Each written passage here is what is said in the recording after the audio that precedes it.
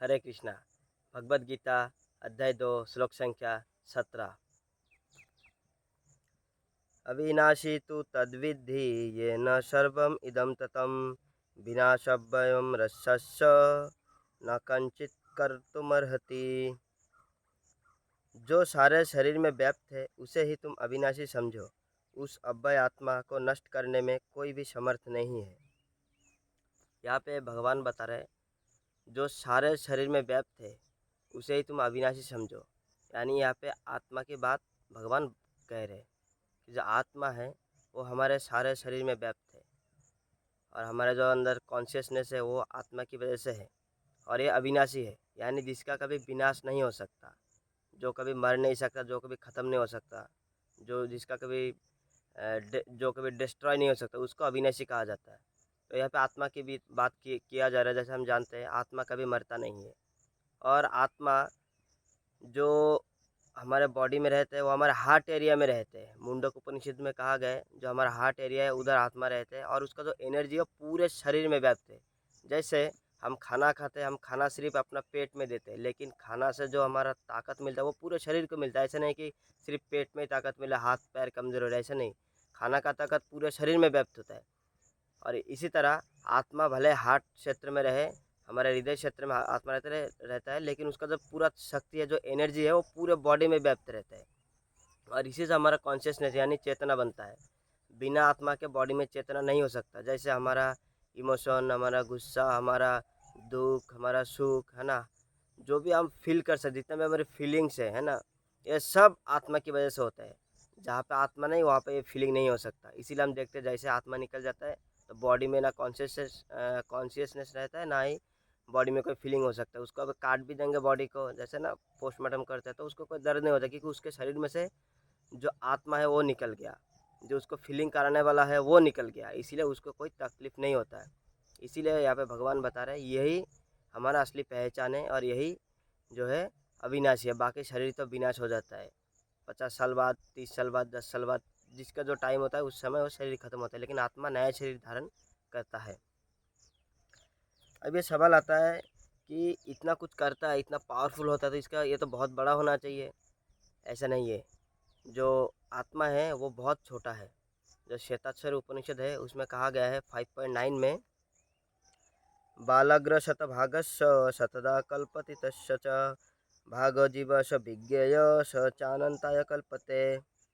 यहाँ पे बता रहे जो हमारे बाल होता है, ये जो हेयर होता है, उसके जो टिप ऑफ द हेयर, जो बालों का जो नोक होता है, आगे के हिस्सा, जैसे मान लीजिए बाल है तो इसका जो आगे का हिस्सा होगा, उस हिस्से को लेकर पहले आप 100 भाग करिए, फिर उसमें से एक भाग उठाइए, उसको भी 100 भाग करिए, तो उसका जो एक भाग का साइज होगा उतना साइज आत्मा का है। यानी जो टिप ऑफ द हेयर का यानी बाल का जो अग्रभाग है उसका 10,000 भाग करेंगे, उसमें से एक भाग उठाएंगे, उतना साइज हमारे आत्मा का है। तो अब इसको कल्पना ही नहीं कर सकते कि यह कितना छोटा होगा। इसीलिए कोई भी साइंटिफिक मशीन से, है ना, इसको हम देख ही नहीं सकते कि इतना छोटा है। लेकिन इतना छोटा है, लेकिन ये बहुत पावरफुल है। और सिर्फ पावरफुल ही नहीं, ये अविनाशी भी है, कभी ख़त्म नहीं होने वाला, क्योंकि ये एनर्जी है। इसीलिए साइंस, अकॉर्डिंग टू साइंस भी कि एनर्जी को कभी मिटा नहीं सकते, उसको फॉर्म चेंज कर सकते हैं। इसी तरह हमारा जो आत्मा है इसका भी फॉर्म चेंज होता है। कभी हम मनुष्य रूपी फॉर्म में, तो कभी हम जानवर में बन जाएंगे, कभी हम पक्षी बन जाएंगे, कभी पेड़ पौधे बन जाएंगे। हमारा सिर्फ फॉर्म चेंज होगा। हमारा जो अस्तित्व, जो हमारा एग्जिस्टेंस है, ये कभी ख़त्म नहीं होता है। ये जैसे एक बड़ा मशीन होता है, उसमें अब इलेक्ट्रिसिटी नहीं देंगे तो उस मशीन का कोई काम नहीं है, वो फिर चलेगा ही नहीं। वो जो भी आप पर्पज़ के लिए उसको लाए वो पर्पज़ आपका सर्व नहीं होगा।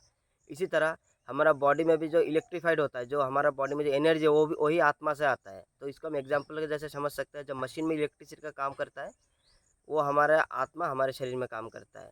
आत्मा की वजह से हम चलते फिरते, आत्मा की वजह से हम फील कर सकते हैं, हर चीज़ आत्मा की वजह से होता है।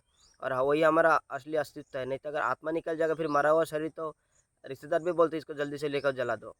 तो इसीलिए कहा जाता है जो परमानेंट है वही हमारा अस्तित्व है। टेम्पररी चीज़ को हम अस्तित्व नहीं मान सकते। जैसे मान लीजिए हम कहीं नौकरी करते हैं, वहाँ पे हम एक बड़े से पोस्ट में रहते हैं, है ना, बड़ा पोस्ट हमको मिला मैनेजर का, तो हम मैनेजर रहते हैं।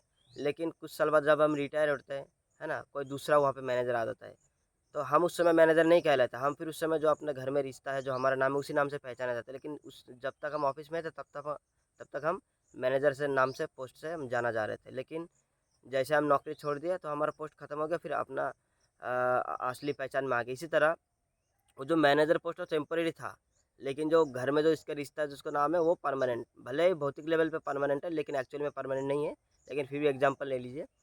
इसी तरह जो हम ये शरीर है हमारा, यह हमारा वो मैनेजर की तरह टेम्परेरी पहचान है, और जो हमारा आत्मा है वो हमारा वो जो घर में जो रिश्ता है उसका जो नाम है, हमारा जो पर्टिकुलर हर किसी का नाम होता है वो हमारा परमानेंट परिचय है, यानी आत्मा हमारा परमानेंट परिचय है। तो हमारा एक्चुअल परिचय क्या होता है? एक्चुअल परिचय क्या होता है? वो मैनेजर एक्चुअल परिचय था उसका? नहीं, वो तो मैनेजर बाद में बना, पहले भी वो एक इंसान था, मैनेजर पोस्ट छूटने के बाद भी एक इंसान रहेगा। इसी तरह हम भी पहले एक आत्मा थे, इस शरीर छूटने के बाद भी हमें आत्मा आत्मा रहेंगे, और हमारे शरीर रहते हुए भी हम आत्मा ही है। तो इसी तरह आत्मा जो परमानेंट है इसीलिए उसको कहा जाता है हमारा असली पहचान, और हम आत्मा है, और आत्मा का कर्तव्य होता है परमात्मा की सेवा करना। इसीलिए हमें भगवान की भक्ति करना चाहिए। भगवान का भक्ति करके हमें जो हमारा परम धाम, हमारा जो परम गति वो हमें जल्दी से जल्दी प्राप्त हो। हरे कृष्णा।